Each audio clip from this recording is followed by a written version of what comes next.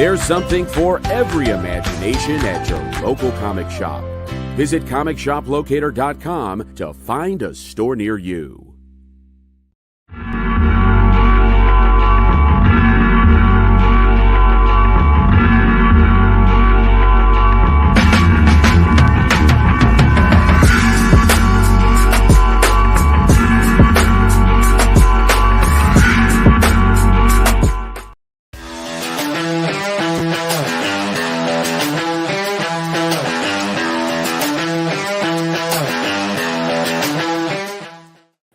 What's up, the internet? It's Kyle, and the person that appears to be sleeping or rousing from his slumber as though he's the Undertaker is Dan.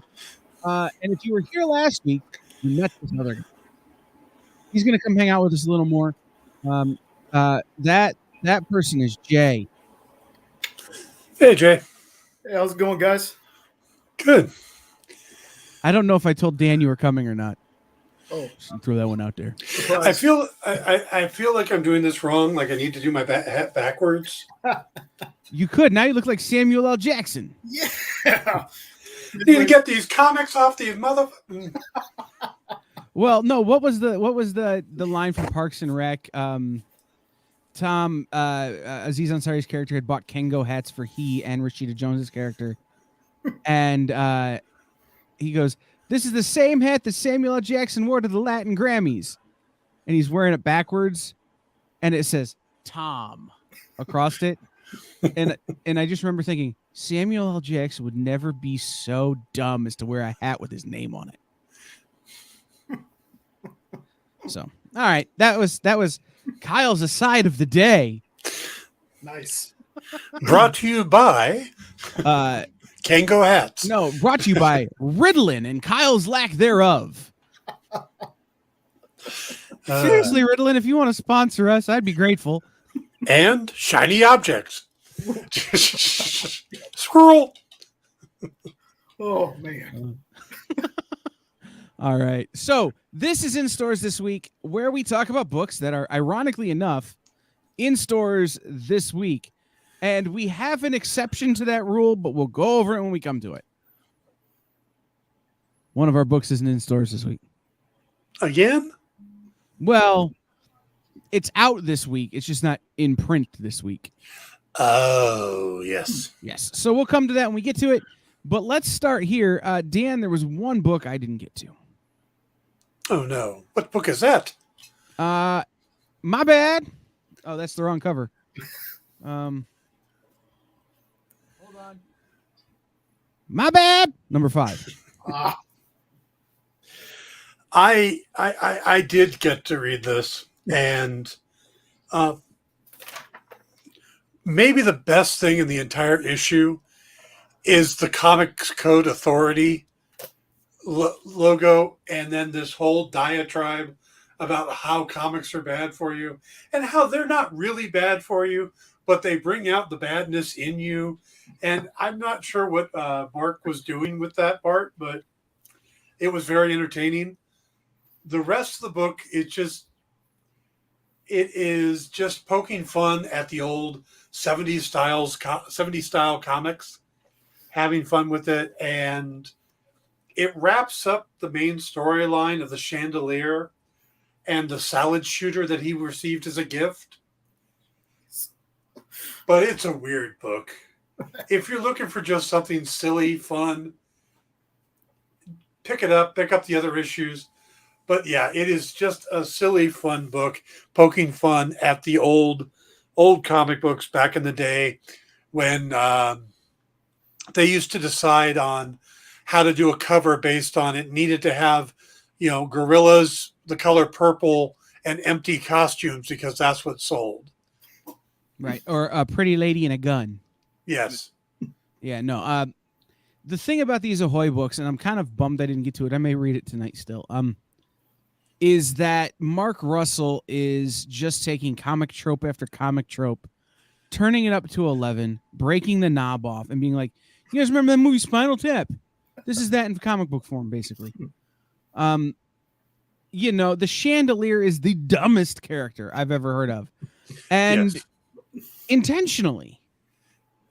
And so there's something to be said for doing that, right? Like for knowing what the comic you're writing is and then hitting that mark. And Mark does that very, very well. And a lot of these Ahoy books kind of are in that same vein, where you've got, books like Edgar Allan Poe's Snifter of Death, Justice Warriors, Guilt. These books that are seriously just parodies of things that other people are doing, making fun of them. Yeah. That is true. And they're fun. Did you get a chance to read this one, Jay? Yes, I did. And this, the other Chips Ahoy, the other Ahoy comic that I read, The Second Coming, this feels kind of like in the same vein of that. A little bit kind of like super absurd. Wasn't that a Mark Russell too? I'm not sure. I'll look. Hold on. But yeah, Stuart Moore and Mark Russell.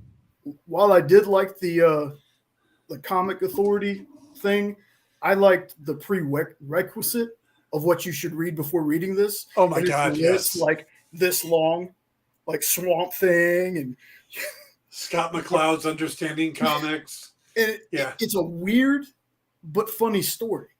Like it really makes me want to go back now and get the other issues. And if you think the Chandelier is weird, what else? There was Man-Child, Acid Chimp, Emperor King, and Rush Hour. Yes, and the Accelerator. And the Accelerator. This was just really fun to read. It just really just out there. It was a really out there comic. I'd be really excited to read the first 4 of these. I really liked it. Yeah, it's a lot of fun, but it harkens back to the simpler days of comics, but it does it very tongue in cheek. It's not trying to be those; it's trying to make fun of those books. What's interesting, and I'm looking at Ahoy, right? I'm on their Wikipedia page if it helps. The interesting thing is that the only thing Ahoy wanted to do to be different from other comic book companies was to include additional content in the backs of every book. So they're including prose or poetry or other things in the back of their book. Then the whole Mark Russell DC Second Coming thing happened. And what they wound up doing was leaning into this kind of, we publish these books that are in that vein but are a little different kind of thing. And it's really paying off. I mean, since then you've seen Blacksmith, which it was really popular and is under option. Things like Snelson, which was really good. We didn't get to read it, but was really good. I was reading it on my own. Now you've got this. You had Gail Simone's The Wrong Earth, Trapped on a Teen Planet. Mark Russell doing another Wrong Earth book coming up in April. These things that are really kind of becoming something. Yeah. And it really feels like a good fit. This is so just for the March through July of this year, they have books from Gail Simone, Mark Russell, Stuart Moore, Mark Waid, Tom Prayer, and the only name I don't know off the top of my head is Alyssa Whitney. Right. Not familiar. Who's writing Guilt. But the art on those is Bill Morrison, Michael Montreat, Fred Harper, Leonard Kirk, and Greg Scott. Like nice. Heavy hitters all. Yeah. Doing these fun little books from this niche little publisher. So good on them, right? Absolutely. All right. Let's since I already popped it up, let's talk about Godzilla meets the Power Rangers. I'm going to surprise you here, Kyle. Yeah? I liked this. Oh, so did I. But no, I'm not a Power Ranger guy. I could care less about the Power Rangers. I didn't grow up watching them. I know a bunch of people who worked on the show, but it wasn't my gig. Between Freddie Williams, the third or the second's artwork, and Colin Bunn's writing, and just how straightforward it didn't dive into a lot of backstory. It just drew us right in, and I really enjoyed it. I was surprised how much I liked it. But I think Freddie's art really is neat on this book. Yeah, the painted feeling that it has is super, super fitting and super strong. I liked, this is what made me like it. One, Cullen Bunn should not write the Power Rangers. Like, it doesn't make any sense. I'm not saying there's anything Cullen Bunn really shouldn't write, but it makes no sense to me to have Cullen Bunn writing the Power Rangers. Right? Because generally, Cullen Bunn writes the weirdest crap you can think of. Yeah. But then to smash the Power Rangers together with Godzilla, coming into this book, I'm going, this is going to be stupid. I'm going to hate it. I'm going to be angry. I'm going to say something mean. But what they did was they came up with a way to put the two universes together that doesn't trample all over existing canon. It doesn't necessarily change the canon of any character unless you want it to. Right. Because the way they come together is this kind of extra normal way. That's the word I've been using. It's not a, oh, they both have just existed together for years and never noticed. No, it's Rita Repulsa, man. Rita Repulsa is the reason. I gotta ask, did she have such a pointy bra? Yes. In the TV series? Yes. Yeah. A large number of teens started puberty because of the original actors who played Rita Repulsa shopped at Madonna's fashion designer. I thought it was the Pink Ranger, but that's just me. Well, that was what the other half. Okay. Shout out to Amy Jo Johnson. Just throwing it in there. That has changed over the years. I've met several different Rita Repulsas at different Comic-Cons. And it's always kind of changed based on the needs of the actress playing Rita and how, in Power Rangers Turbo, Power Rangers Turbo is more of a kids-based Power Rangers, so it's less. Whereas the original Power Rangers, she was wearing kind of a bustier top. Yeah. So it's different, But no, I like that it's not just Godzilla, right? It's other characters from the Godzilla pantheon. Right. You get other kaiju. And so, you have the Power Rangers doing Power Ranger things, but you have kaiju doing kaiju things, and it's all because of space aliens. I didn't recognize the other kaiju he was fighting in the beginning. Did you? Not off the top of my head. Jen and I tried to figure it out last hour. Okay. And I honestly don't remember. Lisa's son is a huge Godzilla fan, and I was about ready to call him going, hey, Braden, who is this? Because, I'm good. I know King Ghidorah. I know, Mothra. I'm pretty good with the different ones. Gigantic. Definitely not Godzuki. No, it's definitely not Godzuki. Jay, you may be too young for that reference. I'm older than you are, Kyle. I understand, but did you watch the 1970s Godzilla cartoon? Yes. Godzuki's from that. I don't remember that, though. No. So Godzuki! Yeah. It was around the same time they decided to create Scrappy Doo. Oh. Yeah. Yeah. Yeah. There were some bad things in the 70s. Not just talking about Lidsville and Sigmund the Sea Monster and those things, but HR Puff and stuff. In the words of Ted Lasso, that is a joke for people born in the mid to late 70s. I'm the oldest one on this show right now, so respect your elders. Hey, I've got the skeletal structure of a 97-year-old. I don't know what you're talking about. All right. Speaking of things from the 70s. You should put it back. The police are looking for it. Sure. Speaking of things from the 70s. This was a really weird issue. Yeah, it was. First thing, the cover, I'm not sure if I like it or not. Hard no. Yeah, that one doesn't work for me, I think. Because now it just feels like she's staring at me and it feels creepy. Mm. But the beginning of this issue was like somewhere between a Neil deGrasse Tyson speech and sex ed. Yeah. It was like, why are we doing this? Do we need this? I've been loving this series. This was really strange to me. I liked when they got out of the whole science lesson, but the science lesson itself seemed very strange to me, Jay?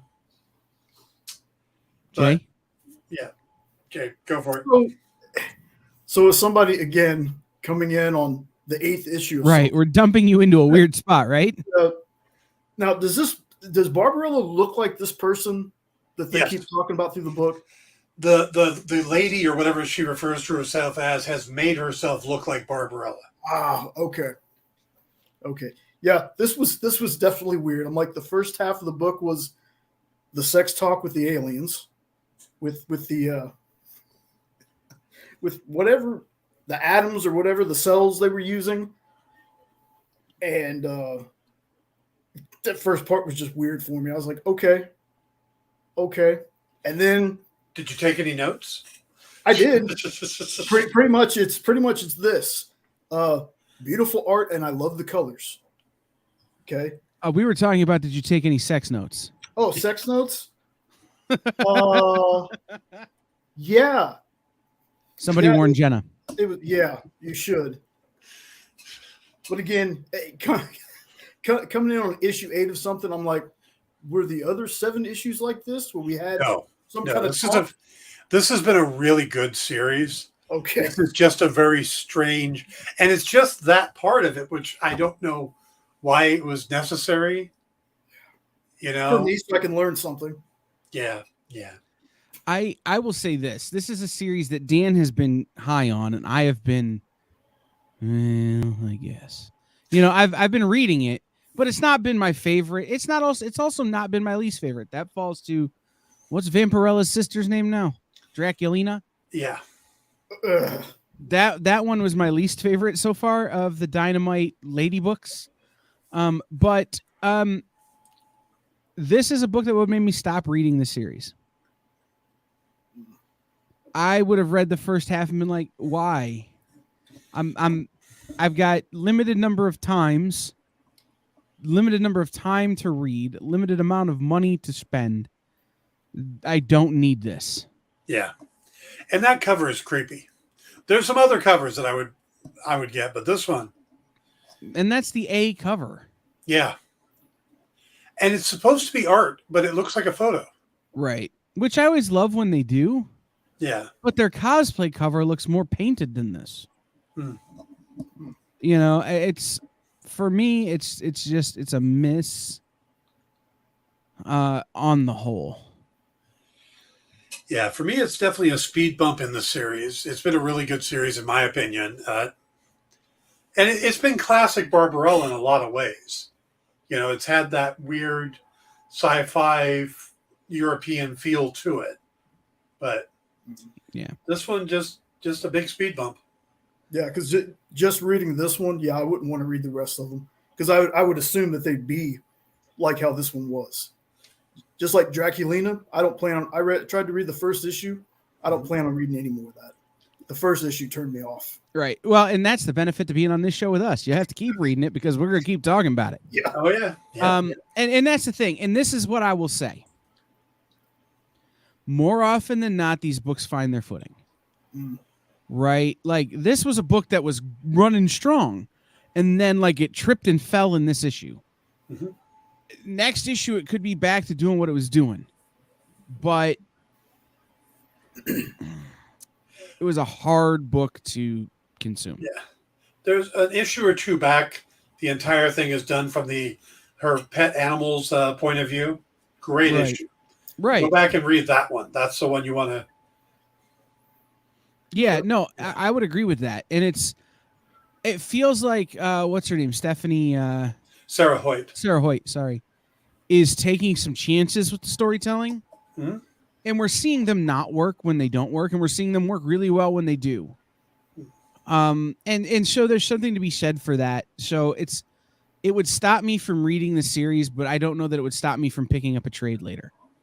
In defense of this issue, if you watch the classic Barbarella movie with Jane Fonda, there are a couple points where she, and I'm going to use this term because the only one I can think of, she Barbarella-splains things to natives. And that is kind of what happens here. So it may be kind of a nod to that. So. Maybe Sarah should have Barbarella explained that to us. All right. So the next book is the book that's not in stores this week.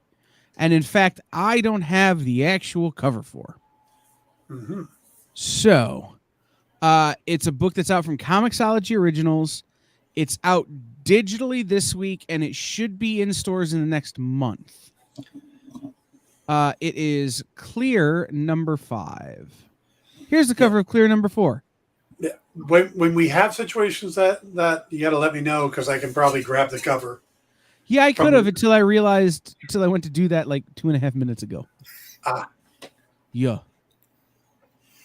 You got to put a little prep into this show, man. You can't just wing it. I normally do. But some stuff happened. We had a show earlier in the night where the video file was corrupted. It was a pre-recorded show that we were running. Video file was corrupted. So I wound up trying to fight through that during a show when I normally get plenty of time to make sure I have art and things ready to go. By the way, Black Comics Universe will air immediately following this show. So, it's just one of those things. It's just a bad day. We also have a torrential thunderstorm. So it sounds like, what does it sound like? You ever leave a TV on in the old days after the color focus pattern went on and just went to static? Yes. That's what it sounds like in my office right now if I take my headphones off. Oh, wow. So, I'm trying to not drown in my basement office. And Kyle, you need to come out here and live in LA with JD and I. I'm good. Dude, you live in Ohio. It's cheap. That's one of those great states to be from. It's cheap. It costs like nothing to live here. Just saying. All right, so clear. On what we make for this show, I'll be moving out to Ohio soon. Well, JD and I were talking today. So when you moving home? No. So Clear. For those of you who haven't been following Clear, this is a book where these characters have a sort of like neuronet internet connection in their brain that sort of modifies what reality appears to be for them. You're breaking up really bad there, bud. Well, bad day. Yeah. So, this is Scott Snyder and Francis Manipal. And basically, everybody lives with these veils. And it's not like a physical veil, but you get to make the world look like how you want it. And I got to tell you, that wouldn't be too bad right now with some of the way the world looks. So, but the problem is that everybody does it now. But there's no group veil. There's no ability to have everybody see the same thing. There's been laws against that. And this guy comes across this group veil that his ex-wife is supposed to have made. And he's trying to figure out where it comes from, why, what to do with it, that type of thing. It's definitely kind of a film noir / neo-noir story. And this issue, we start getting answers, but it feels like we're kind of running in place at the same time. This is definitely the pause for the climax episode. It's just kind of, here, let's give you all the information you've been waiting for. And then next issue, things will actually happen. I'm back. Am I still all staticky? A little bit. Sound fine on my end. Okay. Well, then maybe it's just you, Dan. Could be. Absolutely could be. We've got we got Sun. You got solar like a flares really out nice there day. breaking up your technology. Why would I move out there? All right. So since you're back, pick it up. I What didn't did hear a you word think of what you said. So whatever Dan said. Plus, this was a really good book. I was saying it felt a little like it was running in place. Yeah, this book conceptually is The Matrix Mhm. in a big way. Yeah. And this felt a little bit like the new Matrix. Weren't really rehashing any ground, but also it was expounding upon what you already know. Yeah. So, Well, what I know is that Scott Snyder really needs to cut back on some of the exposition. Well, he gets paid by the word. He must. Because there's 2 entries this week, and both of them are we'll really talk about the other one exposition. later. We'll talk about the other one later. We're saving that one. Jay, what did you think of this book? The art was nice, but I was so lost. Yeah, we got to stop dropping you in on like number 7 of things. Yeah. Well, I mean, Dan was saying that questions were answered, but I didn't know the questions. So I was just coming in here reading it. And the first thing I thought, though, was like, this kind of feels like a different take on the Matrix. That's the only takeaway I had from it. Right. Yeah, no, I think what Scott is doing is he's telling a darker version of the Matrix. In that it does have a lot more heat to it than that show or that movie. But in the end, it's kind of is it really that much better than the Matrix? No, if you want a darker version of the Matrix that's better, you watch Dark City. Correct. With Rufus Sewell and Kiefer Sutherland and William Hurt. 100%. I think that's what he's going for, and he's not quite getting there. Yeah. So, although I will say this, I thoroughly enjoyed it, and I'm glad we're going to keep looking at it. So, yeah, it's interesting. I want to see where it wraps up, but all right. It did feel like this, like I said, was kind of a pause before the ending. Okay, let's do. That's the wrong picture. Let's do Armorclads. This was interesting because it's been a long time since Valiant put out a new project, a new property. We get relaunches of Ninjak, then Bloodshot, and Exo, and then it's Archer and Armstrong is coming back, and we're getting Quantum and Woody, and we're going to go with what's the one we're doing now? Harbinger. They kind of bounce all over, but it's always the same ones that they've had these properties since Valiant relaunched with Jim Shooter, other than like Magnus and Dr. Solar, which wasn't theirs, but they've been doing the same properties for a long time. This is the first new property that I've seen in a long time. And it really has what's the Starship Troopers? It has a real Starship Troopers vibe to it. Well, and this is kind of my thing with this book. The takeaway I had is it starts with telling these people who are in these suits, you're not enslaved. If you work hard enough, you'll get your freedom, which seems like okay, this is a group of people who are under heel of something or someone, and you never really meet who that something or someone is.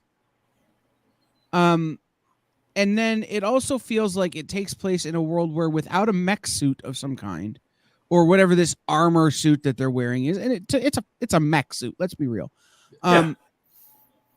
You couldn't survive. You couldn't do any job. You couldn't do anything. So you need this. So you're stuck, right?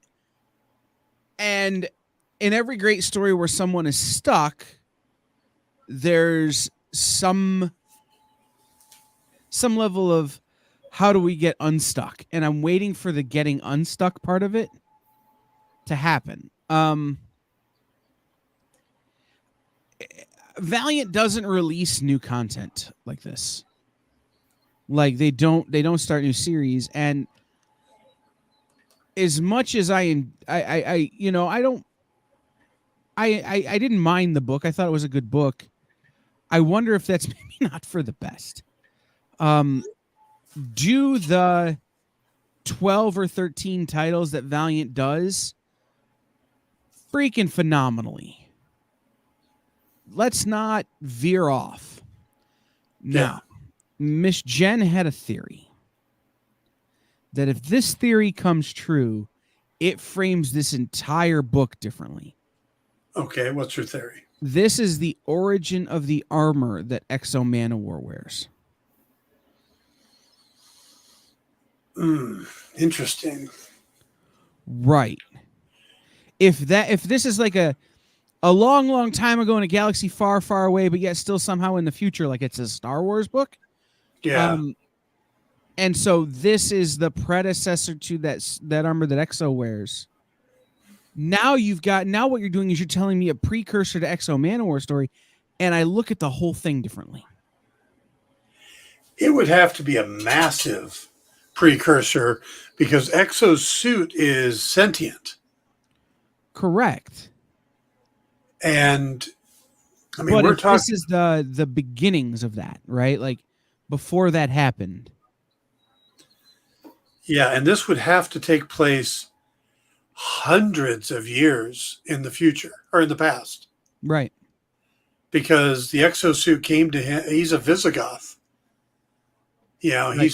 he's basically Conan in Iron Man's armor. So right, like yeah. I said, it's I don't think that's what's going to happen. But as a fan theory goes, I think it's interesting. No, it's an interesting theory, and I can and see. they are color-wise not that far off. I don't see it. I don't think it's going to be that way. No, I doubt it is as well. But you know, yeah, it was a good read. I'm interested to keep going with it, but I'd much rather read another Harbinger book or another Shadow Man book or a Ninjak story. Yeah, like I said, to me it just felt like Starship Troopers. Mm-hmm. We had the bugs, we had the things. So see, I got the same feeling mixed with what's that movie? Kind of Avatar with the weird thing the mineral they were doing. Kind of felt like, you know, it feels like these may be clones, because I mean these are young people. I don't think the oldest one there was even 18.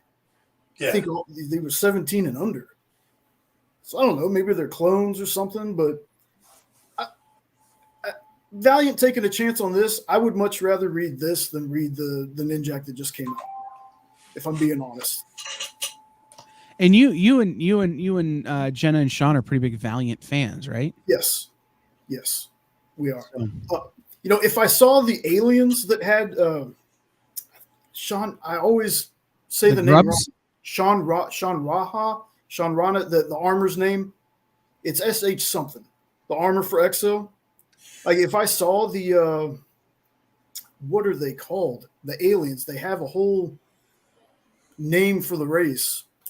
But if I saw those aliens in there somewhere, I might buy that a little bit more. But as it stands right now, I don't think this has anything to do with Exo. Yeah, I get the feeling this is completely separate from the Valiant universe. Oh, and sure. This is them putting out something that they could, maybe make a movie out of or something. Right. This is just me getting my conspiracy theory in for, Department of Truth Valiant Edition. So, like I said, I would love to see that come true because it would frame the whole book differently. Otherwise, it just feels out of place, and we need more development. Yeah. All right. Why is Red Sonja wearing pants? Because Mirka Andolfo's writing it. That's true. Which is interesting because Mirka Andolfo is known as an artist, but she's been writing this, and it's a pretty good series. A little bit lone wolf and cub. You know, she's got this girl that this actually it's probably a little more Mandalorian that the girl has a magic level to her. But we're kind of focused on the bad guy a bit in this. So it's an interesting jumping in point because you really, I mean, Jay will tell us because I think this is where Jay jumps in. But I thought it was pretty interesting because I don't remember the last couple of issues of this. I mean, Dynamite had 2 books come out this week, so I grabbed them both. But I liked it well enough. I'm kind of curious. I may have to get back to this series because I was kind of curious. I remember reading the first couple issues and the girl with the magic and stuff. But now that I'm seeing it kind of come together, I'm curious what's going on here, what's happening. Jay, what did you think? Being someone jumping in. Oh, well, first of all, I think I got this story confused with the Red Sonja we had last week. I didn't realize at first, oh, these are 2 different Red Sonjas. So I was mixing up. I was like, wait a minute, how did we get here? Again, for missing 6 issues of it and being completely lost, I didn't hate the story. I didn't hate it. I was a little lost though. Like I wanted to be like, well, how'd they end up here? And why is this? Who's this guy? The art kind of reminds me of like a streaming service cartoon for some reason though. Like the art is different in places. Like I think like how Vox Machina looks, if you've seen what that looks like. Yeah. I kind of get that kind of vibe, like a streaming service cartoon kind of art. And I know Mirko Andolfo is a really great artist. She's not the artist on this. She's the writer. Not the artist. She's just the writer. Okay. Yeah, the art is by, I got it here, Giuseppe Cafaro. Oh, okay. By the way, if Giuseppe's watching, his wife just gave birth today. So congratulations to Giuseppe. Nice. Yeah, like I didn't hate the art by any means. It's just when I looked at it, I was like, this looks like a cartoon. Now that I'm looking back at it, I pulled it up again. It does have that same vibe as the Critical Role animated series does. Yeah. Especially the bear. And the bear might help. Because if you're a fan of Trinket, you think about Trinket when, yeah. And I really enjoyed the fight between Sonja and the Baroness. I really enjoyed those panels. So, like overall, for just jumping on, it was a pretty good story, and I enjoyed reading it. Yeah, my problem, and this is, I had a similar problem to Jay. Too much Red Sonja. It's hard to keep which plot is which book in my brain. Yeah. Separate. That said, I've read this book before. In that it is Lone Wolf and Cub. It is the new Stan Sakai Asagi Jimbo story they're doing. It is the Mandalorian. It's a trope. There's nothing wrong with that. Yeah. Don't misunderstand it when I say that. Tropes are great. But to me, it felt a little surfacey. So I would like to see more development of Sonja and what's her name, Sitha, something like that. I'd like to see that develop more. I would like to see maybe Sitha develop into, and this would be a great crossover into she could be white Sonja because she's got the white hair. Because we have Red Sonja, we have Blue Sonja, we have all these other Sonjas in Sonjaversal. Yeah. She will take on a Sonja mantle. Maybe I would love to see that kind of development happen. But yeah, it was kind of hard for me to be like, okay, where does this fit into the Red Sonja stories? And then why am I reading Lone Wolf and Cub again? Now they could twist it up by turning her evil. That would also be acceptable. Yeah. The one thing we don't normally get is when Lone Wolf and Cub become, mortal enemies at the end. That would be right. Become Darth Vader and Obi-Wan Kenobi. Yeah, pretty much. Yes, with the chain. And if that doesn't happen, I'm so writing that story. Chainmail Kenobi. I can get behind that. All right. Wait, does that mean you want to see Ewan McGregor in chainmail? No. Yes. The chainmail Well, bikini. I'd like to see. I would like. Okay. All right. So I have this fun theory that Star Wars as a story would be just as interesting if it took place in medieval times. Yeah, I can see that. So Chainmail Kenobi is just a different night. Like, you know, and it's kind of a Robin Hood kind of story where the Republic is the Robin Hood and the Merry Men, and the Republic is King John, or the Empire is King John and the Sheriff of Nottingham. Like, Yeah, it would totally work. Dan, you can write it if you want. The copyright my idea just now. Timestamp it. Dan's right, and it's over. Nice. All right, so let's go here. Let's go. This is Joy Operation number 5. So I'm guessing Jay was completely confused on this one. Cool story. First time reading it. Right. Well, Jay good news, Jay, because this is the first issue. Anything actually happens. Not true. Not true. Some stuff happened in the last 2 pages of issue 4. But it's very true. This book, it took it 3 3/4, 3 5/8 issues to do anything at all. This is a 3-issue miniseries spread out over 5. Oh, Yes. wow. Where issue 5 could have been spread out. Right. And They then spread out didn't. the wrong parts. Right. Okay. So Brian Michael Bendis, Stephen Byrne. This is part of the Jinx World story. Here's the deal. Bendis is trying to reestablish this universe at Dark Horse. He made a hash of it by over what's the word I'm looking for, Dan? Exposing. Too much exposition. So much exposition. Oh my And then there was some more exposition when you're going, this is too much exposition. He's like, no, I'm going to exposition some more. And then the last few pages of issue 4, it all snaps into place, right? Where all the exposition was going and coming to and coming from, it all snaps into place. And you start to see Joy, the main character's motivations, why she's an envoy, why she is the way she is. And you start to see the motivations of, I can't remember the name of the woman who's the voice in her head. Begins with an H. Yeah. It's like but a anyway, last name, but yeah. Yeah. You start to see their motivations, and you start to see the people pulling the strings in this world. And you get to the end of issue 4, and this big red samurai-looking dude's like, I will kill everyone. Like, and, that was all right. And then we come into issue 5, and it's the boss battle. Yeah. And this is one that, again, could have been spread out over 2 issues. Like, in a big way, Alan,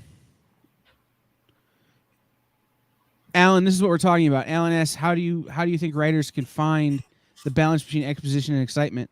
If you spread this book into 2, you make 1 issue just this big battle with this samurai guy, and then everything that happens that's a personal story that comes after.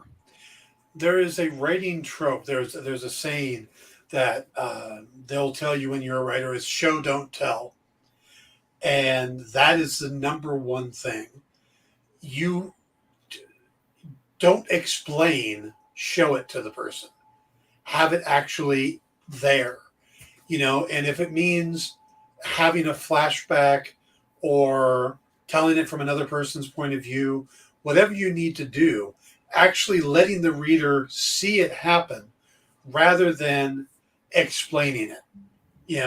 If you have a Chris Claremont style page where you've got 25 dialogue boxes on a page filtered over about 3 panels, you're obviously doing it wrong. And we're seeing that in a couple stories this week.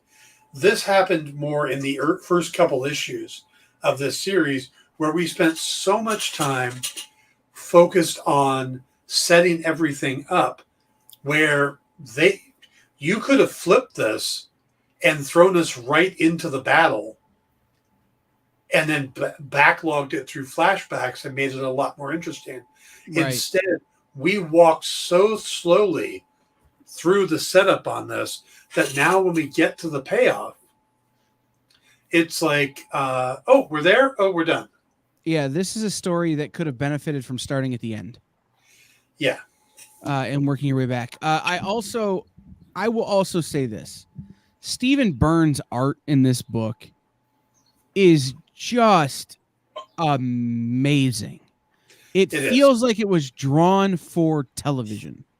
The flatting on the background is right to make you really pay attention to the foreground. The backgrounds of the panels, because there's two layers of art, right? There's every panel, and then there's the stuff between the panels that pulls your eye through the page. Yeah. Stephen Byrne is the breakout star of this book, and Stephen Byrne was already a breakout star. Like, he's already a guy who's got a lot of heat. Yeah, my favorite part of this book was actually like what felt like a 12-panel fight scene with no words. Yeah. Right. That's exactly it. Yeah. I will also say this for this book. They have done some things with the way text boxes flow that is an interesting choice that I would like to see more of, but until more of it happens, I don't think it'll be readily accepted in the industry. And you may have noticed this, Jay, where the bubbles are all looped together. Yeah. Vertically. Yeah. And you're not always sure where you need to bump back and forth, or if you read all the way down and then go over the other panel and read all the way down. Yeah. Like, I would like to see more of it because I think it's an interesting storytelling technique. I'm going to disagree with you just because. Yeah. The lettering is as much as important as the art. You need to guide the reader through your pages. The artist is the first part of that when he does his layouts. There's a thing called the backwards S. The eye should naturally flow through the panels from the beginning all the way across and then onto the next page. Your eye should naturally flow to what the next thing is you should be looking at. And if the art doesn't do it, then you guide them through the dialogue. And as a letterer, it is as important for you to do that, not only to help guide the reader, but also don't put roadblocks in. If the art is naturally guiding you this way, don't suddenly put an extra dialogue box at the bottom or the top that takes people's eyes away. You got to work with the art. It's an important part of lettering that a lot of new letterers don't get. Yeah, when you do that all down the side, you pull the eye away from the natural flow of the art. So to me, the lettering actually worked against the art in this.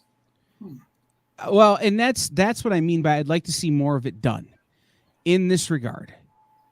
It keeps you off balance as a reader, and it could be used to great effect if done properly, and I'd like to see people experiment with it and figure it out. All right, we only have 10 minutes left, and we've got 3 books left to do. All right. So I'm going to show a thing.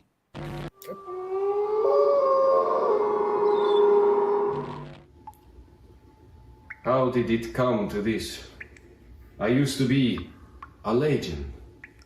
Oh! Forgot my teeth. Welcome back to the show. I am your host, Dr. Fearless. Now, before we get back to tonight's creature feature, we have a word from our sponsor. I am smiling. My dear fiends, does your cat's litter box stink like the dead? Are ghastly smells haunting your house? Dr. Fearless prescribes Mew Mew Fresh Litter, guaranteed to make those erroneous odors rest in peace. Isn't that right, Bubblegum? What do you have there, Bubblegum? Is that what I think it is? Boils and ghouls, the wait is finally over. Bubblegum has just informed me that our favorite monster hunter, Jerry Bartman, is now back. Look, Jerry's still wrestling with her inner demons. She's also bracing to do battle with a procession of werewolves, bloodless giants, dismembered zombies, and vengeful vampires. Will her past come back to haunt her? Or will she unearth the truth, slay the beasts, and save the world? It's all in a night's work for Beloit, Missouri's KSKB TV's top-rated horror hostess. Prepare yourselves for the return of Count Crowley, amateur midnight monster hunter. Coming soon to a comic shop near you. You know, that's a good comic book right there, Count Crowley. That's a good one. You remember that one? Written by that Dalmatian guy? What's his name? Dalmatian? What a weird name. Right, that's Mulchian, of course, and the art by Lucas Kettner. They're fans of my show. No, they are. They're fans of the show, you guys. I know they are. I heard it.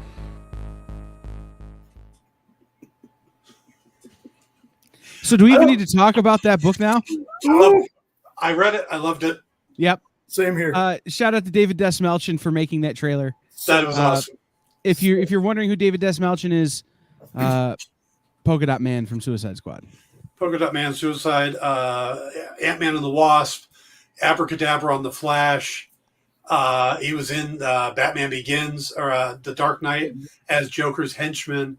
The guy has been all over the place. He's also the voice of Calendar Man in the Long Halloween animated series, the animated movie that came out. Great book. Yep, 100%. All right. No, all new Firefly number 2. Loving the story, still don't like the art. And it's not bad art, but it doesn't fit. It doesn't feel like the characters to me. Mal doesn't feel like Mal. And it's hard for me to get into it. Jay? Same on the art. I see it in a lot of books lately. I just don't dig that style of art. Good story, though. This one has a lot of religious iconography, and it's I get a very much a That's No Moon vibe coming in terms of this is more than just they landed on a rogue moon and they found some dudes who are monks. There's more to it than that. This book is a lot less Janey than the last issue, but a lot more Kaylee. But when you add those two things together, you still get some Jane and you get some Kaylee. It's a really nice vanilla and chocolate kind of thing, you know, or sweet and spicy kind of. When you put them together, it's a real good kind of combination. Also, there's a lot of mentions to Book, the pastor, and with Ron Glass having passed away a while back, there's a good chance that this is kind of an homage to Book. Right. Shout out to Shepherd Book. Yep. All right. The last book. Holy crap on a cracker, guys. What's funny is we covered the 5th issue when they were coming out directly from Comixology. Now they're coming out through Dark Horse. And I like this book a lot. I don't remember reading the 5th issue of this when it was coming out through Comixology.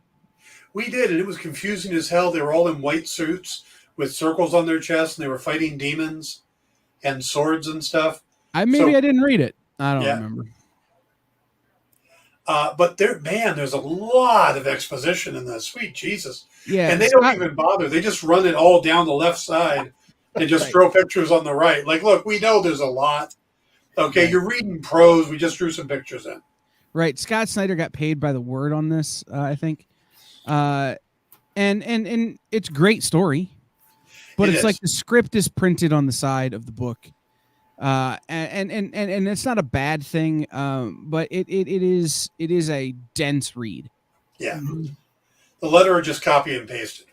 Yeah. Also a lot of religious iconography in this as well.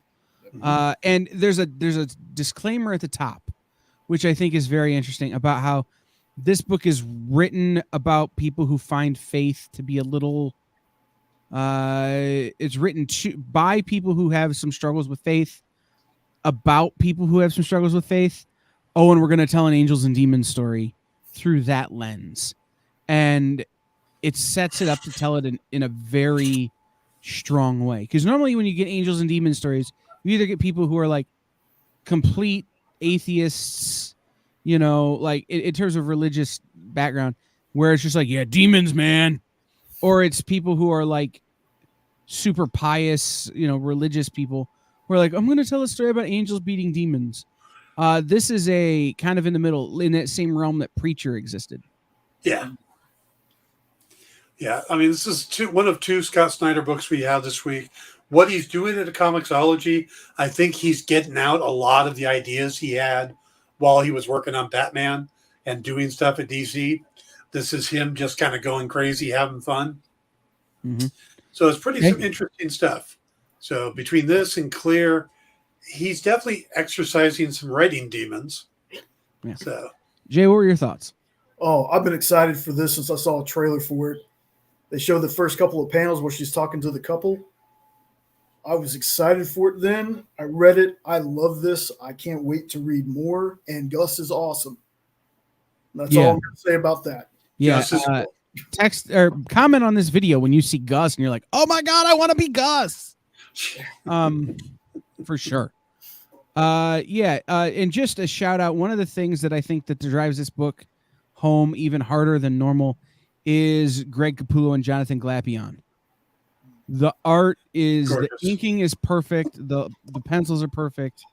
It's fabulous. Yes. So we are right up against the bottom of the hour. We're out of here.